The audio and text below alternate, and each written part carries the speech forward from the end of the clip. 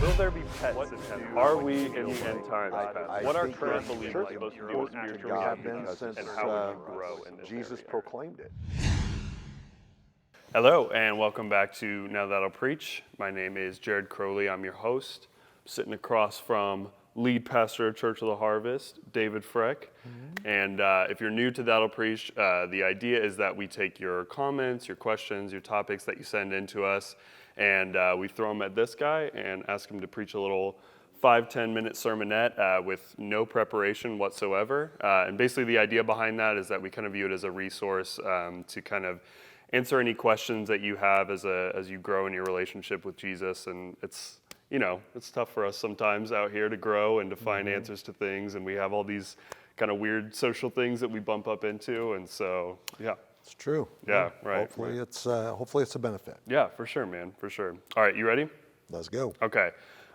So I wanted to ask what advice you would give to somebody who is kind of feels like they've been in and out of their relationship with God, or it feels like they haven't been able to ever quite like commit and just really like fall into their salvation and their sanctification, or somebody that maybe has been away from the faith for a long time. Like, what do you think, in your experience, like what has been the best things to keep doing that's like created success in that area? Does that make sense? I think so. Most people we'll use the word backslide. Yeah. Okay, that's a biblical word. Yeah. In other words, they're moving in relationship with God, and then all of a sudden they're not. Right. And they're either not moving in the relationship, they become stagnant. And usually, when they get stagnant, then they start withdrawing. So, and then ultimately they get cold, and next thing you know, they're not engaging God at any significant level. It's a dangerous place, to be honest. So most people backslide usually because of an event. Something has happened in their life. Usually in relationship with their faith, but not always.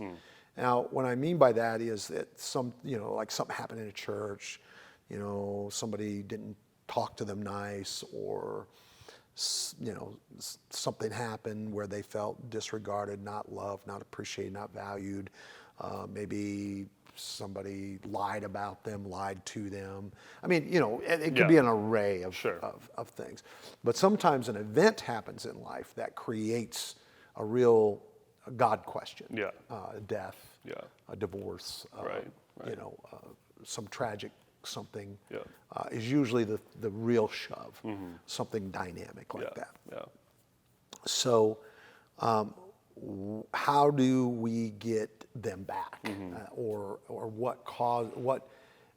And maybe they know in their heart of hearts, I know God's my answer here, but I just can't. Yeah. I just can't get there because it's incongruent with maybe my experience, and I just don't know how to marry the two. Yeah. Yeah. And it creates a real problem for ongoing relationship with God. Right. Right. So for me, I think that the key to that is being honest with God and yourself.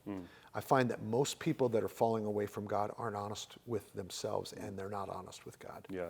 And what I mean by that is God already knows. So you're not going to tell him something he doesn't know. Sure. You're not going to surprise him with a feeling or a struggle you're having, whether it's a sin struggle or a faith struggle, whatever it is. You're not going to surprise him with your issue, whatever your issue is. And being honest about it, just being real transparent and honest. I find out when you pray honestly about that stuff, it helps your heart open up to healing and open up to solutions. Yeah, it's so good. You're not always going to get your solution. Right. It's not going to always come in the form of a 5-word answer or a 5-sentence answer. It's not always going to come that way. Because if it did, it would never require faith on our part. Yeah. And our relationship with God is based on a thing called faith. Right. It's not based on a thing called knowledge. It's not that knowledge is not important. Sure. But faith is what is important. Yeah. And that means there's some things we just have to trust God with, even when it seems incongruent with how we feel about something or what our experience has been, whatever it might be. Yeah. So I think that that's where you start. I like to have I like to have a God conversation about how honest are you about your relationship with God. Yeah. And about how you feel and your disappointment. Yeah. So best thing I can maybe share with you is my own personal experience. Yeah. So when I was 26 years old, Okay. Pastoring my first church at 26. Certainly not prepared for it, but I thought I was. I got into an automobile accident, not by my fault. It was the guy I was driving in his car.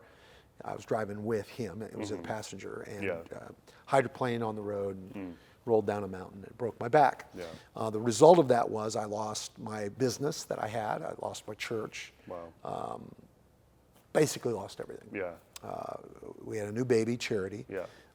We found out not long after that we had a second one coming, Tony. And my life was on hold, and I was in a brace and basically was going to go through rehab for a year and blah, blah, blah. Wow. So it really threw me sideways with God. For sure. Right. Because everything in my life up to that point was about serving Him Yeah. and doing for Him. Right. And it was all about that. Yeah. And this didn't seem fair to me. Sure. And if I was serving God, why would He allow this Right. to happen? So it developed an offense with God. Yeah. I had an offense with God. Yeah. And this is where most people fall away. They get offended with God because they would have done it differently had they been God. Right. If I was God, I wouldn't let this happen. Yeah. Or if I saw things and I was God and I saw what was happening right here, I would not let this happen. Yeah. Well, once again, His ways are not our ways. His thoughts are not our thoughts. Right. But that doesn't mean it's easy, and that doesn't mean we'll like it. Sure. Right. So I was basically backslid for 3+ months. Wow. Yeah. Really got cold in my spirit. Wasn't praying. Wasn't reading my Bible. Wasn't doing anything. Yeah. And I had people begging with me, coming in, talking to me, praying with me, and I just I couldn't. Yeah. I couldn't. I was decent, but I just couldn't go there. Yeah. And I just reached a point where I was like, I'm miserable. I hate my life. I hate how I feel. Yeah. I don't like where this is headed. Right. Right. And I knew in my heart of hearts that my destiny and my future wasn't independent of God. It was with God. Right. Right. I knew it. Yeah. And in my heart of hearts, even though none of what just happened to me made sense. Sure. And so I started praying for the first time in a long time. I started praying. And I just had an honest conversation with God in my prayer. It wasn't, kind of the classic, oh, my Heavenly Father, Thou art wonderful and godly. Yeah, it wasn't none of that. It was just come to Jesus, me and He are talking. Right. We're just having a conversation. Yeah. And I just started kind of unloading. Yeah. If you read the Psalms, a lot of the Psalms are David just unloading. That's what I was He's just thinking like, of, Lord, why are you letting the heathen rage? Why are you letting the unrighteous and the ungodly and people that don't love you and people that don't care about the house? Why are they prevailing? And it's him venting to God. Yeah. If you read them honestly. Yeah. And so I was venting to God, and God was generous and gracious with me. I wasn't surprising Him with my words. Yeah. Right. But it was a process for me. Yeah. And all of a sudden, I heard myself saying some words that seemed really problematic. I said, I forgive you. Well, first of all, God doesn't need forgiving, right? So he didn't do anything wrong. He doesn't need forgiving. So I, as soon as I heard myself say that, I was like, wow. Whoa. What? Now my theology's all screwy. And I'm like, what in the world? Right. And I'm like, okay, I'm starting to feel like I'm reconnecting with God, and these words are coming out of my mouth. What's going on? Right. And so I started studying on it, and I realized that forgiveness is release. So it was me getting rid of the perceived offense I had with God.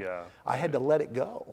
And God's big enough to handle that. For sure. So I had to let this perceived offense that I had with God, the stuff I didn't understand, why did He, blah, blah, blah, stuff I might not ever get an answer to. I had to let it go. And the only way I could let it go was by kind of doing that. So I'm going to suggest that's the second piece to this, being honest with God, first of all, and yourself. And then secondly, letting go of the thing that you don't understand, the thing that's hurtful, the thing, even if it's in relationship to God Himself. It's so good. You got to let go of it. Yeah. If you can't do those two things, you will never reconnect with God. Yeah. You'll always find a barrier between you and Him, because we're looking for a feeling at some level. Right. And you got to understand that you'll never recapture that if you've got these walls in your life and in your heart. Right.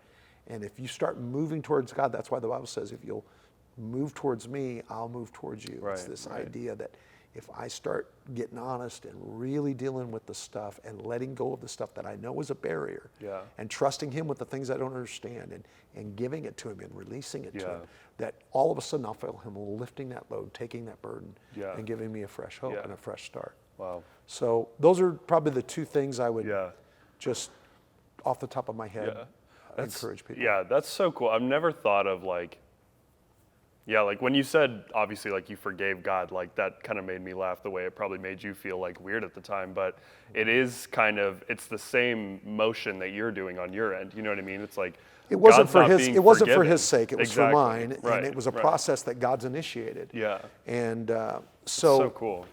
I once again, God was not the offender. Yeah. And it was not just, and I certainly am not holding myself up as superior to God. That's not it at all. Right. It was simply it brought me to a place of release.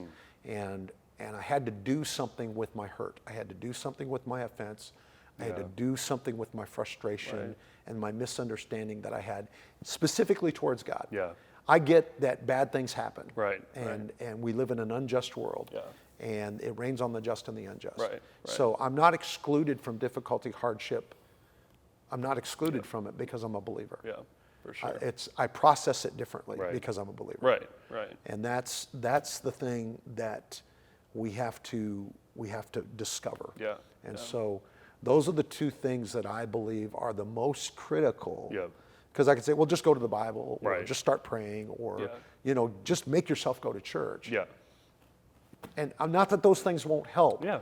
But then it's a process, and you're not dealing with the heart of the thing. Yep.